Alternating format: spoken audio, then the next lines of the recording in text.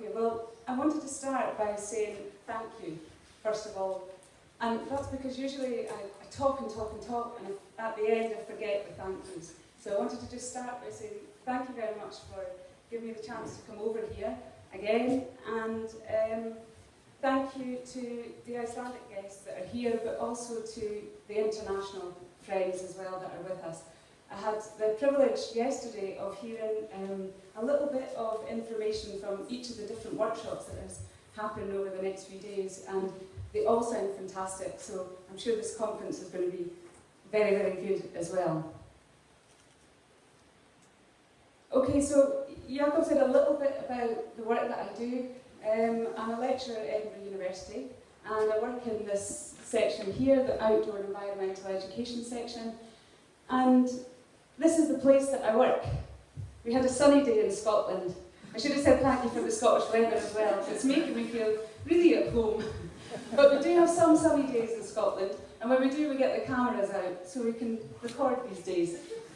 So this is where I work. This is our university campus, and this is the view that we have when we take our students out, because we're very lucky that we have a great outdoor space beside our campus too. I'll not say too much more about the University of Edinburgh. If you're interested, there's a website you can go and you can look at courses, and if you want to know more, I can speak to you about it more afterwards. So some of the work that I do, I'm interested in the philosophy, the theory, the practice of outdoor learning, and I'm really interested in using the outdoors as an educational context, as a place for us to explore and to work with others. And the kind of research that I do is mostly, it's qualitative research, it's phenomenological, it's about narrative inquiry. And what that means is simply that I'm interested in stories. I want to know the story of how things work and how you feel, but I'm also interested in telling that story as well. And that can be the story of myself, but it's mostly the story of others. And the kind of places that I work, well, we have a framework here to help us to think about outdoor learning, and we use this in Scotland and use it in other places as well. But I try to think about the places that I work as sometimes it's in school grounds, so it's local places. Sometimes it's a bit further than the school grounds, so we could go out and walk around a community in a neighbourhood. Sometimes it's about a day visit where we go off and we go a bit further away. And then we have the residentials, which hopefully Jakob has explained what I mean by residentials. It's overnight stays where we go somewhere. I also work in the classroom. I'm not always just outside. I can get outside as much as I like, but most of the time I'll be inside the classroom as well and lecture. And the kind of people that I work with too, just to give you an idea, it's from the very young. So I do some research around early years and using the outdoors in that context. And I also work with primary schools. So I'll explain a bit about how the education system works in Scotland. So what we have is early years from the very young, maybe about 4, we can come in from 1, 2, up to about 4. And then we go into primary, which is from 4 or 5 years up to about 11. And then we go into secondary, which is 11, 12, right the way through to 18. And then we're off to university. So you can end up at university at 18, or in my case it was 17, which is probably far too young to be at university. But that's our system, that's how it works. So I work with all of those ages, but I also work with university students as well. So there's undergraduates and the postgraduates and PhD students. So it's a whole range. And I also get out of Scotland sometimes as well. And when I do, I come quite often to Iceland and I work over here. But we also work with some of our other European friends as well, some of those that are here today too. Okay, so the plan. What I thought I would talk about is around the educational potential of these residential experiences. And I thought I'd do 3 things. I thought I'd start first of all by asking some questions. And these are questions that have come from my experience and my research and from talking to others as well. And they're not necessarily questions to answer, it's just things to think about. Maybe ways to stimulate our thinking or challenge the way that we think. Or maybe even confirm the way that we think as well. And then I thought I'd tell you some more stories. So a story of my own research, but also the story of the situation that we have in Scotland, how our educational system works and how our policy works as well. And there's two reasons for that. First of all, because we have a particular policy in Scotland that supports outdoor learning. And second, because I know quite a bit about Scotland, so it's an easy thing for me to talk about. And I thought I'd do that and explain how this works. And then finally, for time, there's a slide I have just in some future directions, some other work that we do. But to start, what I thought would be a useful way to start is to get you to do a bit of an activity. So you can do some work on a Saturday morning as well. So what I want you to do is think, first of all, think back to your first residential experience. And what I mean by your residential experience is maybe some time away from home, and it could be with school, it could be with friends. But what's the first big memory of that trip away? And I want you to think about it. And then I want you to do two things. First of all, think about the characteristics of it. So what was the environment? What was the sights, the sounds, the smell? What was the description of that place that you went to? But I also want you to think about how you felt. So felt whilst you were there, but also how you feel now when you look back into that experience. And I just want you to share that story with the person that's next to you. And we'll maybe take 5 minutes to do this. Okay? Good.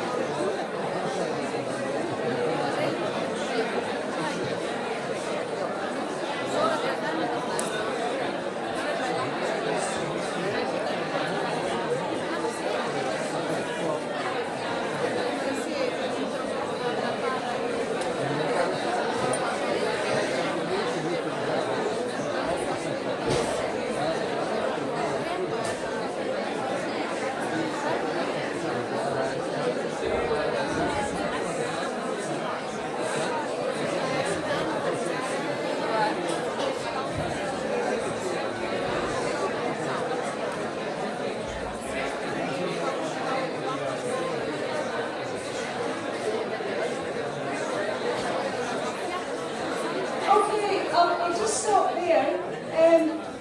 Sorry if I've interrupted anyone in the middle of the conversation on your story, but maybe we can pick them up at another time as we go through. And what I'd love to do now would be to hear what everyone was talking about, to hear these individual stories, but unfortunately we won't have time to do all of that. But just keep them there, and we'll maybe return to them later.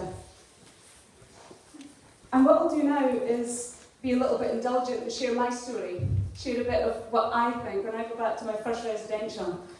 And what I have to do first of all is go back and show you the bigger context, so that you can make sense of where that story came from. So here's me, age 2. It's probably not the pictures you expected to see, but this was my family upbringing. It was quite rural. It was quite, we spent a lot of time outdoors. So we camped a lot. We had an outdoorsy kind of childhood. And our family holidays were things kind of like this, where we'd travel around Scotland and we'd camp most of the time. And I seemed to have a thing for yellow welly boots and for wearing rucksacks as well. So I had 2 brothers, but I was always the one that wanted to be at the front with the rucksack on and the wellies and leading the way.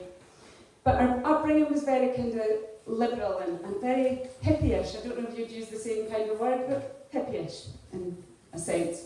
And so my first residential then was an experience that was an absolute contrast to that kind of upbringing that I had.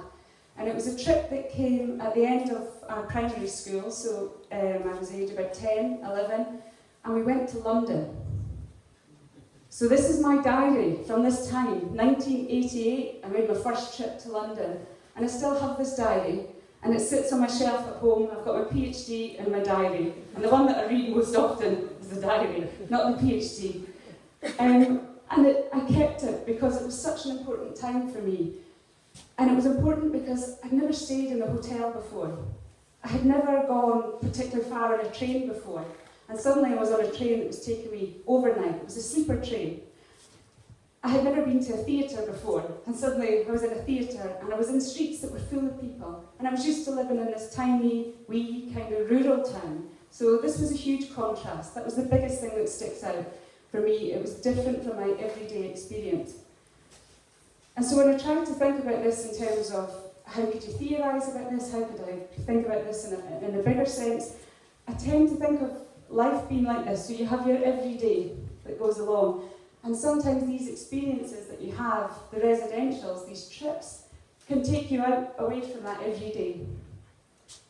And I think what's important here, when I try to think about what was it, why did that stand out for me, was that it was a chance for me, whilst I was at the kind of, let me see if I can do this, at this top part here, whilst I stood and I looked in on my everyday, it was a chance to see things differently. But it was also a chance for me to be seen differently as well. So seen by my friends, my teachers, the others that were there, they saw me differently too. And so if I took a philosophical view on this, there's some work that Gadamer, a German philosopher, has done on this that I find quite useful. And he talks about experience, and he says this, that every experience is taken out of the continuity of life, and at the same time it's related to the whole of one's life. So we go out, but it also makes sense when we understand that experience in the context of where we come from.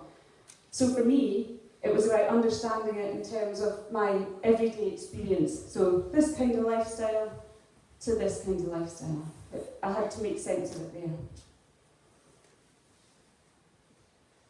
Okay, so I'm going to leave some of that thought there about the everyday, and I just want to move on to some questions that I have. Okay, so the first question is, well, what does a residential experience look like? And I'm sure there's probably lots of different stories that you've shared just there. And I think, does it have to be this kind of overnight experience that's under canvas? Could it maybe be an experience where we stayed in a museum, or we stayed indoors? And does it have to be in the wilderness? What kind of environment does it have to be in? And does it have to always be the outdoors? Could it be in the indoors as well? And the reasons why I ask these questions is for us to be clear about, to be slightly critical of what we do and to challenge ourselves to be rigorous, so that we must ask ourselves, why is it that we do the things that we do, and why do we think that the outdoors are more useful? or as useful, or sometimes useful compared to the indoor as well. And there's another point here that comes when we think about what these experiences could be. Are they always physical? Do they always involve an activity? Or could they be just around education? Could they be educative instead? Or is it both? Because quite often it's both of these things. So it's just to keep asking ourselves these questions, to be clear about what we do and why we do these things. Okay, the second question is about what role does the school play in all of this? So where does the school come into this residential? And how much are the school teachers involved? Are they there before, during and after the experience? And how much should they be involved as well? And what helps me when I try to think about this as a kind of framework to work with is work from Bernstein. And he talks about framing, so framing an experience. And we could say, do we have a weak frame or do we have a strong frame? And when he talks about this, he would say a weak frame would be where we'd let the learning just emerge, where we wouldn't put in front, this is our plan, this is what we want out in educational terms. We'll just see what emerges from the experience. But the stronger one would be to say, well, let's be clear, we're going in to find this. This is the educational frame and it comes at the forefront. We're quite explicit about where education sits. And not either is the right way to follow, it's just being clear about what we want, or what we'd hope to get. So I've seen experiences like this, where the school and the outdoor centre come together like this, and they don't necessarily mix so well. There's not a lot of communication between the two. So this would be a situation where perhaps the kids come, they're dropped off, they go in, but the teacher stays outside of that experience. They maybe go to the staff room, and then they take the kids home afterwards. And I've seen this happen as well, where there's the school and the outdoor centre and they work together. They work closely with one another. I've seen examples where the school has gone up, so the teachers have gone up and had the residential week before the children arrive, so that the teachers have gone through the experience, so they know what lies ahead for the children that they look after, and they can explain this. They know the experience. And then they go back up and they go through the week, and they're there on the activities. And then when they come back home and they're in the school and back in the everyday, they then can bring those stories back with them. And it works in a more of a cooperation between the two. So I think the question is maybe around whose responsibility is it? Is it a shared responsibility? Okay, the third question. There's 4, just to let you know there's 4. I've not got a huge number here. Okay, so the third question is, what educational opportunity does the residential experience offer? And it makes me go through a bit of thinking in my own head when I ask myself that question. What is it that it offers? So I start with this one. I think, well, what does the residential offer? And then I think a bit more and I think, well, what does it actually need to offer? What does it need to offer? And then it makes me think, well, what are the skills, the capabilities of young people? Because education in its broadest sense is all of these things. Everything that we do could be and is education. And I think, well, what are the skills and the capabilities that we need young people to have nowadays, in this world nowadays? And that makes me think, well, what are we educating for? What is the purpose? What is the point of all of this stuff? And I think these are important, these questions are important to me in the work that I do, but they're also important to me personally as well. So I can think of it as a citizen of the planet, that's important to me, and as a mother, it's important to me to think about the future for my children. And so then I ask myself another question about, well, what is a child that's born in the turn of the century, 2000, what things are they going to see in their lifetime? What skills are they going to need to live?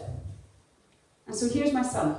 I've got out all the holiday photos and the snaps to show you today. So here's my son, he was born in 2000. This is him now in 2016, so he's 16 years old. And I'm thinking, well, what's he going to see in his lifetime? And I've got a daughter as well, no picture of her just yet. She's 11, and I think, what will she see? And what will their children see? These are important questions. And how, as a society, all of those that are working in education, how are we helping to prepare them for a future? And I think it's important because I think we're in challenging times. These are complex times. There are huge things we have to deal with, complex issues things like loss of biodiversity, climate change. These are huge issues that we face, and I think we have to think about these in terms of education. So how are we preparing young people to cope with these things? So I asked myself, what's the role then? What is the role of education? And I think education systems of the world are going to have to adapt to prepare young people for these futures, for these uncertain times, because they're changing, they're rapidly changing times that we're in. And so I think they need knowledge and skills. I think they need critical awareness. But I also think they need the personal and social qualities as well to cope, because it's about being able to learn, to be able to continuously learn and adapt. And this is where I think a quote that comes from a sociologist, he's a futurologist, Alvin Toffler, this quote really speaks to me, it makes sense to me. And what he says is the illiterate of the 21st century, it's not going to be those who can't read and write, but it'll be those people that can't learn, unlearn and relearn. So the skills they need in order to learn and unlearn and relearn are things about adaptability, things about resilience, things about critical thinking, but also having the personal and social qualities to cope and to be able to do this. Okay, so then I think, right, all that thinking all the way around, how do we bring this back to residentials? And what I think is this is what residentials offer. This is where the residential, that time away comes in, because I think of it in terms of it's a space for openness. It gives you a space for young people to remake the world through their own experience and imagination. And it's not just a simple response to what's being taught. So they have a space from their everyday, to go away and to think and to reflect and to work through some of these things and to develop some of these qualities and skills. And this quote comes from research that we are working on in Edinburgh at the moment around this idea of openness and around this idea of complexity and the bigger challenges that we face and what's education's role in that. Okay, final fourth question that I have is, how do we integrate that educational experience into our everyday? So how do we come back to think about this? And that's what I think about, well, what's our everyday story? So I showed you the line and how that worked, and I talked about what my everyday story was. So I think, well, what is everyone else's everyday? And we all hold different stories, we all hold different narratives, we all have different experiences. So my experience as a wee Scottish person who is white and middle class and had the lifestyle that I had, is going to have a different experience from the situation that the others were in and other children that I work with. We all hold different stories. So we need to think about what those stories are and what the everyday is. And there's a process that helps me here, and again, this is a process that's come from a lady that I work with, Alec Willis. She's a counsellor, she's a psychotherapist, but she's also a storyteller. And she also uses the outdoors in her work. So all that combination just makes me think, I want to work with you. This sounds like an interesting combination of skills that you have. And she's done some work on residentials and the power of residentials as well in a therapeutic sense. And she talks about the narrative self.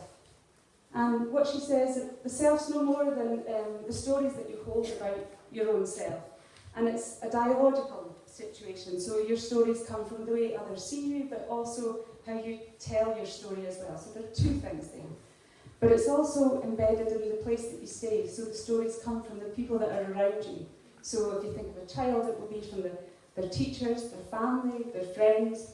But it can also be bigger. It can be the social institutions as well. So perhaps the place in which you live, if it's an area of, say, deprivation that has economic issues or it's issues with poverty, that will tell a particular story to you, and you'll be held within that. So that will inform what your narrative is. And she talks about this, a narrative self and the self-narrative is a crisis. So I'll try and explain. This is her diagrams. I didn't want to alter her research, but she talks about these parts as being experiences, and that our stories are made by the relationship we have with the experiences that we have. And she said, if you're bound in a place where it's negative, where the people that see you as a particular kind of person, you do this at school, you're always going to stay in this way at school, Your parents have a particular view, your friends have a particular view, maybe the place in which you live has a particular story around it that you feel there's limited aspiration, then your story can be difficult to break out of that. So you could end up in this negative place. But she talks about how you could change that, and she talks about it as rewriting the self-narrative. And what she says is that sometimes you can have an experience that can be positive. And so this is where I start to think about, well, okay, this is things for me is about the everyday, and this is the experience away. This is the chance to be something different, to rewrite a story about yourself. And this is where I think that the residential is important. So physically, it takes you to another space. And quite often on residentials, certainly in Scotland, the way that we work with them is that you go with children who come from different schools. So sometimes you could be there with people that you don't know. So nobody knows that negative story or the story of your background. You're just there as a clean slate. You're a new person that's there. So you can be telling a different story. And this is where you can have the positive experience. And imagine if the person that's there, there's someone there with you, maybe a teacher from your school is there, and they've witnessed this, you rewriting a story, having this positive experience. They can then reinforce that story when you go home. So when you go back to your everyday, you don't just lose the experience, you have somebody there with you that knows that story. So they can come with you and they can help to reinforce it. And the way she described it is thickening, so a thickening of the narrative. Here. So she would say this is important.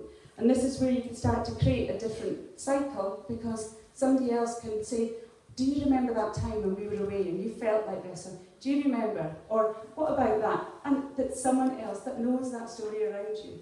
So that's where that works. And this isn't particularly a new way of thinking. It's something that's used in therapy and therapeutic interventions all the time. But it just appealed to me, this style. But there's one other story I want to share with you, and this was from my time in working in residentials. I'm working with young people, and I feel there's a real ethic of care that we have to have when we're working with young people, especially if they're vulnerable, and especially if we take them away and we give them an opportunity to maybe see themselves differently and to think differently. But we need to be careful about coming back and what we do, how we support them when they come back. Because what happens if we didn't witness that story? What happens if that just stays as one blip, one sunshine, one yellow dot, and it doesn't come back? Then I think there's an issue. I think it just reminds me that we need to be supportive. And I can tell you the story of this young boy that I was with. We had been away on a residential for 5 weeks, and he absolutely flourished. And that's the only way I could describe it, was a flourishing of him. He just blossomed when we were away. But we had to come home, and it was a 4-hour bus journey, back from the Highlands of Scotland back down to Glasgow. I don't know if any of you have been to Glasgow, but it's quite grey. It's not as pretty as the Highlands. So the whole journey was felt, and it was like we were coming home, and you know, you can sometimes feel a bit sad on these things. So we were coming back, and he talked to me on the bus, and he said to me, you know, I'll read it out to you. For once, people thought I was bright. Folk kind of thought I was like brainy, and I thought, yeah, I'm brainy for once. And then I came back to school with a bang. Dopey. Dunce.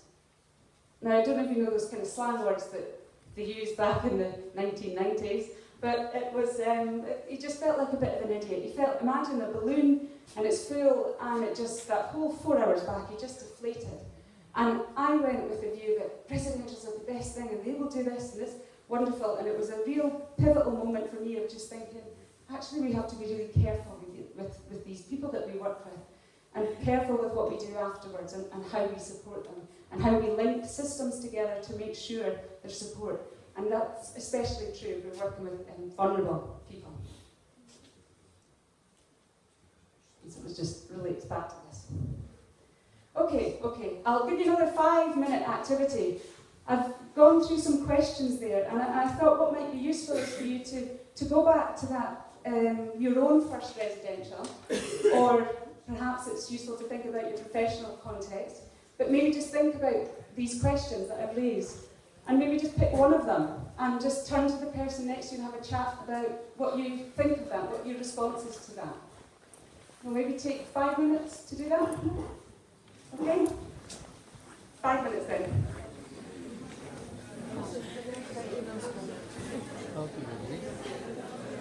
Náðurstabur.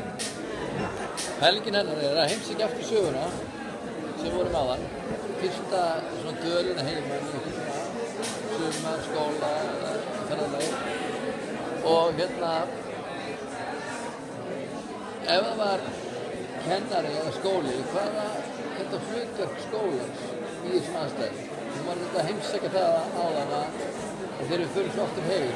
Hvernig brúum við bilið aftur heim? Og við megum velja eina spurningum, því að það eigi ekki alla við.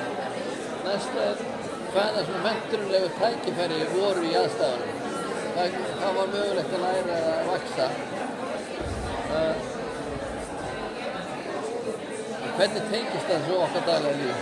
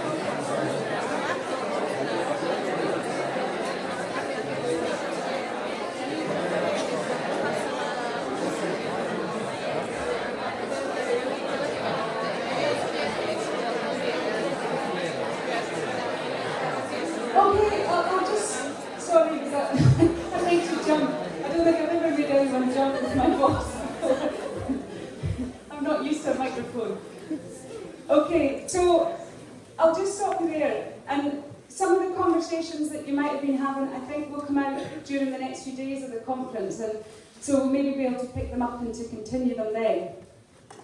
But what I'd like to do now is just move to speak about some research that I've been involved in, and also to talk about how we do things in Scotland, how we've produced, or how we've got outdoor learning in as part of our policy, as part of our context. And again, it's just to say this is the way we do it in Scotland is not necessarily the right way, it's just one way that we've developed. And it's the way I know the most about. Okay, so to give you a bit of a timeline, just so you know how this research fits in. So I began my PhD back in 1998 and finished it in 2004. And I had written my PhD around a particular curriculum that we had at that time. So it used to be called the 5 to 14 curriculum. And I had done all of this study and work. I thought I was so clever. I had done it around this curriculum. And then Right when I finished, we switched the curriculum. And it was a sad time for me that a lot of the work I had done suddenly was not so relevant anymore. So once I kind of picked myself up off the floor and found myself again, I realised that, well, actually what this new curriculum does is it puts outdoor learning right at the heart. So actually the work I'd done was more relevant than it had ever been. And so I went back. It took a while, as you can see, before I could go back to my PhD, but I picked it up again and I thought, right, well, let's look at it again and let's look at how it fits with the new curriculum that we have. And so that's what I've done. So it's kind of this story I want to explain, a bit about the research and then a bit about the new curriculum that we have. Or it's not so new now, but it still feels new to me. Okay, so I should also say that outdoor education just didn't begin when I did a PhD. That timeline was a lot further back. And I don't want to go through the whole history of that, because we'll be here all day, but just to give you key pointers of things that were important.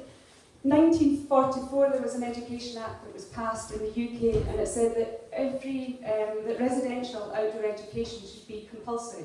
And it should be the remit or the role of the local authority to make sure that this is delivered. So this happened, and as soon as that act was passed, what happened is over the 50s, the 60s, the 70s, there was a huge peak, a huge rise in outdoor centres being made available. And if you're really interested in that historical story, then there's a whole PhD that you can read around this. And at the back of these slides, I've got all the references for the research if you're really interested in that stuff. And so this growth continued, and it continued, and it peaked in about the 70s. And then in 1996, in Scotland, what happened, there was a shift in our structure. So we moved from 10 regions in Scotland to 36 councils. And when that happened, what that meant is the budgets were given control to those local councils. And the first thing they did when they looked at the budgets and they looked at these residential centres was, right, let's shut the residentials. So from 1996, there was a huge closure, and that's where they started to decline, or from even before, but 1996 was a pivotal point. And the ones that survived, the centres that survived, were the ones that had partnerships with schools, who had created some kind of link where there was a relationship, where schools might come up in the quiet times. So they'd come up over winter time, and they would get the use of the centre and the instructors when the centres were quiet, so they worked out a deal. So it was a financial arrangement as well. And this is where my PhD came in, because it looked at one of these types of partnerships. So I don't know how many, I should have asked at the start, how many people have been to Scotland? Okay. Have you ever been to North Lanarkshire? Okay, not many people, oh, you have. Well, we can have a chat about North Lanarkshire afterwards, but even people in Scotland, there's not many people in Scotland go to North Lanarkshire unless you're born and brought up in North Lanarkshire. It's round about here in Scotland, and it's a fairly deprived area. So we have attainment standards for schools in Scotland, and they always fall below. They're the second most deprived area. But in that region, there are 23 secondary schools. So there's approximately about 4,000 14 to 16-year-olds. And this was the area that I wanted to focus on, that I wanted to work with. And the Director of Education at that time decided that he was going to try and tackle this. He was going to try and create an opportunity to raise the achievement levels in this group of children, these 14 to 16-year-olds. So he came up with this project, and it was called the Raising Achievement Project, or Initiative. And it went across all of these secondary schools, the whole area. All of these children were able to be part of this. And what he thought was that students should be able to experience achievement, something positive, in lots of different ways. So he developed music clubs, drama clubs, lots of different things. And one of the things he came up with was this Aim and Higher Without Outward Bound programme, this residential programme, where some of these 14 to 16-year-olds went to a residential centre that was run by Outward Bound. This one. And this is where I come in. I wanted to look at exactly what happened on that programme. And how he came up with this was that he just thought back to one of his first residential experiences. He'd been a scout, he'd been involved in Outward Bound programmes, and he reflected on that time, much as we did at the start, and thought back to what was important, what our first residential. he thought back, and it was based on that inspiration, because he'd had a positive time there. And in the pack, in the letters he sent out to school, he had his one of his letters from the time when he was a scout. He put that in and said, this is what this is based on.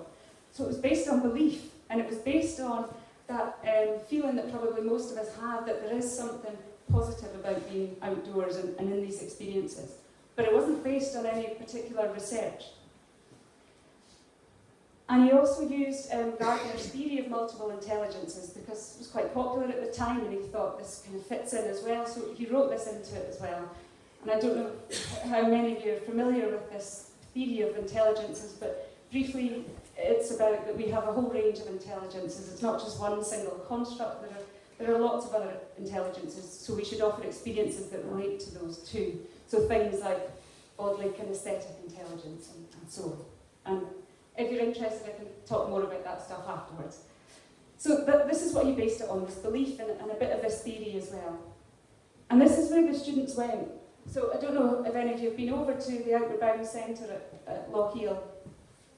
Spent a large amount of my time in this outdoor centre. And it's really nice, it's an old shooting lodge in the Scottish Highlands. And what happened is between November and January, for 15 weeks, these pupils would go up, but only 25% of them. So not all of that 4,000, which is 1,000 that went up. And they went for a 5-day programme.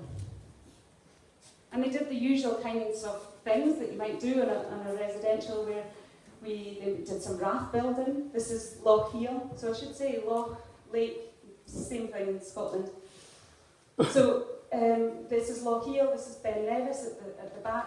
And we'd spend days, we'd have hill days, we'd maybe go and camp and things. Just the usual kind of activities you might do.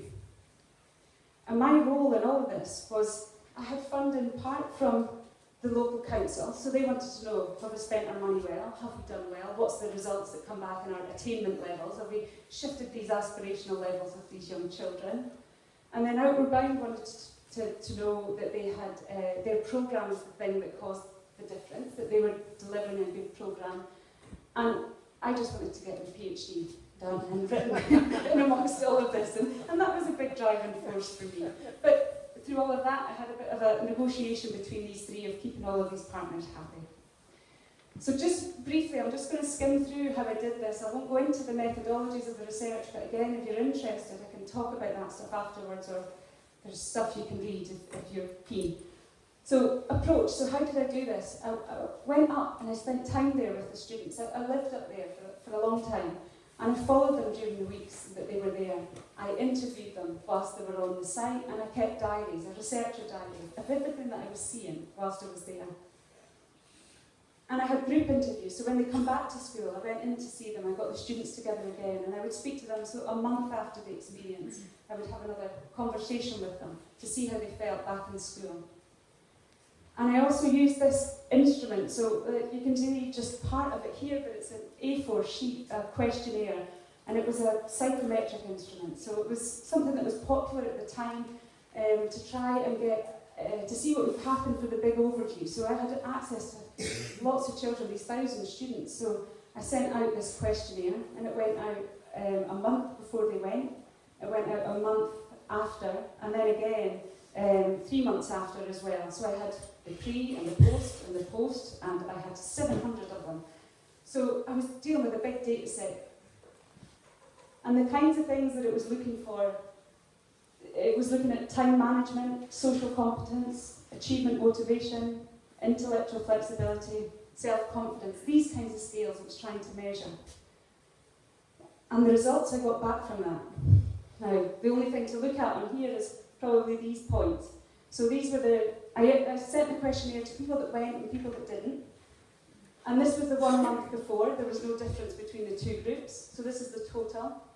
And this one is a month after, still not much of a difference.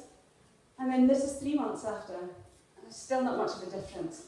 So that didn't give me any response at all. There was no statistical significance. And I looked at it, I thought, well, maybe it's the schools. So I looked at it by school. I thought, maybe it's gender, I'll look at it by male, female. And there was just nothing. It didn't pick up anything. So I was quite deflated at that point. But then that's when I turned to the qualitative results, so the text. the talk, the observations, the things that I'd seen whilst I was there. And that gave me some rich data. There was clear examples, so definitely something was happening. This questionnaire just didn't pick it up at all. So I put them all together, and I came up with some key points from that research. And I'll just quickly go through a few of those key points. So the first thing was that came back was there were some links to school subjects. So there was some link into the academic framework. And these mostly came back in English and second language. So in schools in Scotland, we usually learn French. So that's where it showed up. And the reason why it showed up there is because they'd had an experience, something authentic, that they felt they could speak about. So this was almost the experience bubbling up in a different way. And so they were able to write about something or to talk about something. And they had the confidence to share that story. We found that there was a positive effect immediately after. So when I spoke to them immediately after, they felt that something had happened. But there's a bit of a theory around that, and you call it post-group euphoria, where, you know, maybe you've all felt it when you've been away on holiday and you're coming home and you think, I'm going to sign up again, I'm going to do that again, because you're still in the moment. But maybe a week later, and you come back into your everyday and you think, I'll maybe do that next year. I'm not quite so keen. So it's that kind of feeling that comes up. And then where we saw the impact did last longer than just that initial feeling of wanting to return to the experience was where there was that support. So where the teachers were able to tap into that experience and to bring that story out again. So that's kind of a bit like the narrative stuff I talked about earlier, where they could thicken that experience. Okay, and the biggest thing for me was that school support was absolutely important. That was the key thing, was the involvement, but the support. So those two things. So I'll just move on to talk about the education system in Scotland and explain why that support is the structure that we have in Scotland supports us even more than it did at the time when I was doing this research. So this is the new curriculum. This is the one that came in and changed things for me. So we have Curriculum for Excellence. This is the framework that all teachers will work under in Scotland. And what's key about it, I don't know if you can see, is that the learner is right at the heart of our education system. It's completely student-centred in its design. And they value things like interdisciplinary learning. They value the coming together of subjects. And they support teachers as professionals. They absolutely see that education is a professional endeavour, and we support our teachers. This is what we claim to do, we try to do. And what it did was it created a space for outdoor learning. And we produced lots of documents, so there's lots of policy documents that go along that say how you can bring outdoor learning into our curriculum, and then actually what it looks like. So all aspects of our curriculum, we've written how you could take this outside, what it looks like inside and out. There's lots of support there. And again, I don't want to go through the documents, but if you want, there's links at the bottom where you can go on and you can see some of this stuff. But the key message in all of it, the key thing is this idea that the journey through education for any child in Scotland must include a series of planned quality outdoor learning experiences. And that's written in there, that this is what the journey in education must include. And so in all of these spaces, so that journey is all of these things. So quite often we're working just in school grounds, we just tip the kids out of the classroom and we're just outside. But it's residentials as well, and I've got one fear about all of this, is that we've pushed so much for us to use just the immediate outdoor space that we sometimes forget the residential experience. So I'm always trying to make a bit of a case that we should include all of these things. Okay, so let me explain where the story came from, because it's not just come from nowhere, so this policy structure. What we have is in our initial teacher education, so when I do work in a lecture, and I might be working with trainee teachers, so teachers who are going through their undergraduate programmes, and we start to talk about outdoor learning. So we put it into our training as well, so our education and our universities and teacher education institutions. We've also put it into our professional standards, so teachers in Scotland have to renew their membership every 5 years, and part of that renewal is that they have to look at what these standards are and document and show this is what I do in my practice that fits with these standards. And written right into those standards is you have to use the outdoors. So we're asking teachers, show us in your practice where you've gone outdoors and how you've used this space. And then we have an inspectorate in Scotland as well, where We have people who come in and look at schools and they'll ask, how good is your school? What is it that you do here? But the inspectorate comes in and now it's written in that they will look for outdoor learning as well. So there's almost no getting away from it. It's in our training, it's within our standards, and it's within our evaluations as well. And I just want to look at that standards part. So when I said that teachers have to renew the registration every 5 years, because there's an interesting story about how that came about, how that process got written in there. And this is probably the last story I'll share with you, okay? So this is Rosa. This is a colleague of mine, a very good colleague of mine, and her job was to rewrite those standards. And she had been given this opportunity to say, right, what are the things that are important in our curriculum? What is it that we want young people to do and to think about, and for teachers to deliver? And this came at the time she was given the task of rewriting the standards. She was also invited on a residential experience. So the residential was part of this natural change project that was developed by the World Wildlife Fund. And they asked influential people, they said, people who are involved in big social change movements, do you want to come on this residential to have time to think about these big decisions you've got to make? So Rosa went, and this is the place that she went to. It's called Knoydart. It's in Scotland, it's in the south of Scotland, and it's quite remote. We kind of call it the last wilderness, and that's because it's off the main road system, and you have to go on a bike or walk for about 16 miles to get into this place. So Rosa went there for a while, for a residential. And what she said is that after having been away on that residential was that she understood much more deeply at a personal level about the use of the outdoors. And she found that it was change came about, and her change came about from spending time in that place and being outdoors. So she could have read all the books, she looked at all the research, we'd had long conversations with me saying, you've got to put this in the standards. But the reason where it came from was her having that personal experience, that time outdoors. And so what she did is she came back and then she wrote the standards and she put it right in there. And she said that all teachers have to actively seek these outdoor learning opportunities. Okay, so that's the story of where we are in Scotland and what we've done, and a bit about the research that I've done as well. And I think the biggest thing that comes out from all of that for me is the power of the experience. It can be a hugely powerful thing. So just the last slide, just on future directions, so what we could do next, and where we might want to focus some attention. And there's two things, and I've picked two things that are quite related to Iceland as well. One of them is there's a Learning Away programme, which my colleagues at the back of the room, they're going to speak more about this Learning Away programme, which is a big residential programme across the UK. And so they have a huge data set. And so we've got our small data set in Scotland that relates to our curriculum, but what we're trying to do is bring these sources of information together so we get a more complete picture and also a more historical picture as well, so we can look at that development. So that's something we're hoping to do, and Jakob is part of that as well, and so that's going to bring in some international perspectives as well.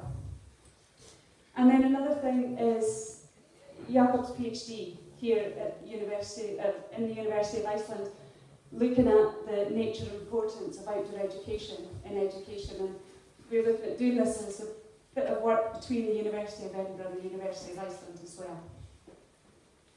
And I think that's enough from me for just now. So thank you very much for listening, and I've remembered to say thank you again at the end, so that's a big achievement for me. So thank you very much, and I'm happy to take any questions that you have, or for you to speak to me at any point during the next 2 days.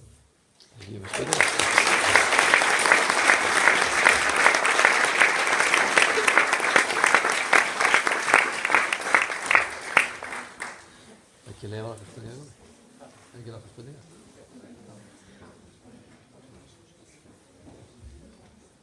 If you have any questions for Beth just at this moment, then we're happy to take them. Getur spurt á íslensku og ensku? Kveiknu ykkur hugmyndir? Var eitthvað vitið þessu skildu þetta?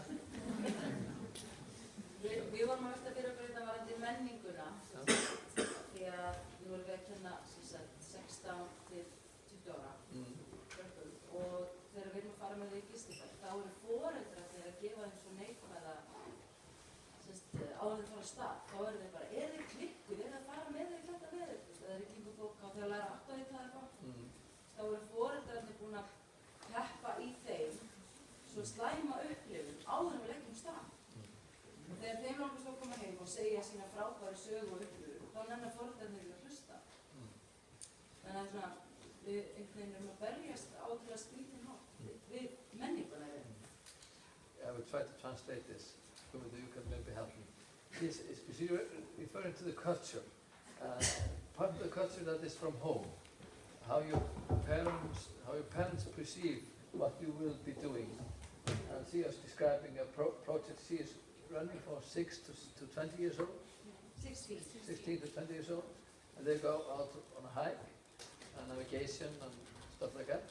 But before they go, then the parents are like talking it down and saying this will be not positive or cold. And not appreciating the stories they come back with home. So a little bit how can you maybe work with that kind of culture or attitude towards the outdoors that they have at home? Yeah. Well, I could say it's, maybe I painted a picture that everything's rosy and perfect in Scotland, and we might have a policy that says stuff, but there's always that culture of how do we do this in real life? How do we actually make this happen? And parents are sometimes the hardest group to work with and to convince as well that this is a worthwhile thing to do. And I've seen it from younger age right the way through, and all I can say is that the most effective way is to involve the parents in some way, is to get them to come to see what happens. And I've had less experience of working directly with parents, but more with that age group particularly. But what I have experience of is working with working in schools with parents who are maybe in the secondary schools, so the younger age group. And what we do is we ask, when we have meetings, sometimes we'll say, let's just take the meeting outside. Let's just go outside. We try to bring a bit of that outdoor culture into our school meetings. So I suppose you could translate the same thing. It's just the concept that you're trying to get them to experience a bit of the outdoors. So some of the practical things I do is, maybe if we have a staff meeting, I'll say, well, why don't we just take our chairs outside, and why don't we just sit outside and have the meeting outdoors first of all? Because sometimes it's just, you almost have to take their hand and do the first step with them. So maybe some issues like that. But I recognise that there is that tension, and it's difficult when you bring any systems together to deal with that. I don't know if that answers the question particularly. More of an empathy that I understand. We should. It's a difficult thing to answer. Mjög góð pæling. Fleiri pælingar, ekki? It was a question of the role of the teacher, of the school teacher, traveling with the students. His role in the program, at the center, and then how he transforms it back when he's at school. Because we have like school, like Reykir, Rútafirði, we have Laugar and Úlfarsfell, where the kids are in a program that those in staff, they are responsible for the whole program. The teachers are more or less like supervisors of the children. Is that smart, or should we have more program based on that the teachers are planning it and actively involved, so they can link it better when they get back home? It's a difficult one. I think then that's kind of that framing idea that I talked about, the week, or the strong frame. So what's the intention of the week? What do the teachers want the students to experience in that week? And maybe that's a negotiation with the centre staff to discuss how would we plan this, and could we plan it together? And maybe this is stuff that's not necessarily what the pupils see, but it's part of the plan for how the session will run and how the week will run. And then when they're there, it might be that it's not necessarily the teacher who comes out with them, it's the instructors, but the teachers are just present.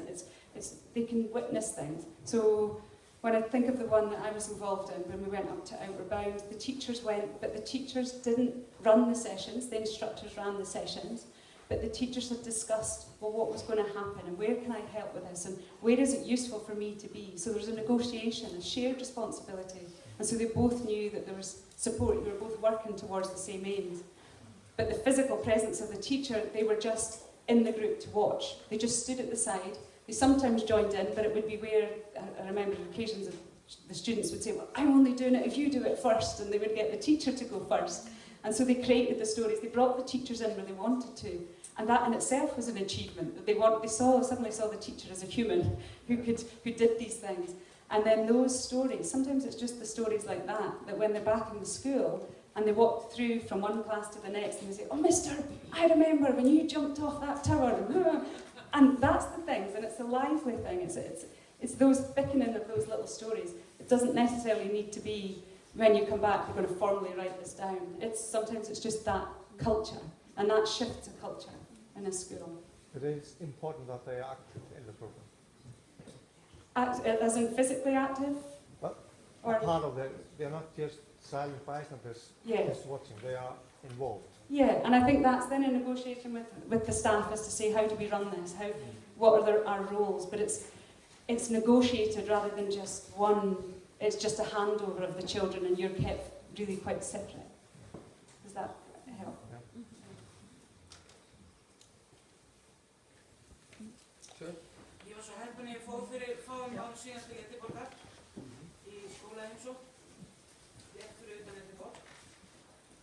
Þar var sá skóli með unglingadeild og þeir voru akkurat á meðan heimsóknin stóð, voru með dag sem þau kölluðu The Big Day og þar var samvinna milli lögreglu, slökkviliðs, hers, veitingastaða, bara úr samfélaginu öllu. Það er það sem ég veit mig svo mikið á hér á Íslandi. Það allir svo lokaðir inn í sínu kössum. Opinberu stofnunirnar hafa bara sitt fjármagn og hafa í rauninni ekkert neitt umfram til þess að sinna æskunni, hvort sem það í forvörnum eða upplifir sig út í náttúrunni og svo framvegis. Það það sem okkur vantar svo hér á landi. Það víðsýn. En ég dáðist mjög að því þarna úti á Skotunum hvað samfélagi tók mikið þátt í þess að námi barnanna á svo margan hátt. That was some of this you were saying that she was discussing a couple years ago. She experienced the big day of that day, and then the school, the community has different fire stations, Police, army, and restaurants. So she was referring to the culture of the school being part of the community and they involved in the school work. She was impressed by that. So is that more of a culture that not just you spoke about the residential, but this culture that the school is and the different actors of the community are working together? Yeah, absolutely. And that's key to how we approach outdoor learning. We talk about it as being about people and about place, and the fundamental is that you need to work with the community around, and that's part of going outdoors and to bring the community into the school, but also to go out to the school as well, and to use that richness that exists within our community that sometimes we don't use when we just stay within the classroom. So it's absolutely key, yeah. And it's maybe more of the stuff, when I talked about those circles, more of the stuff that we do with just our day trips and our local work as well. So, I think we need to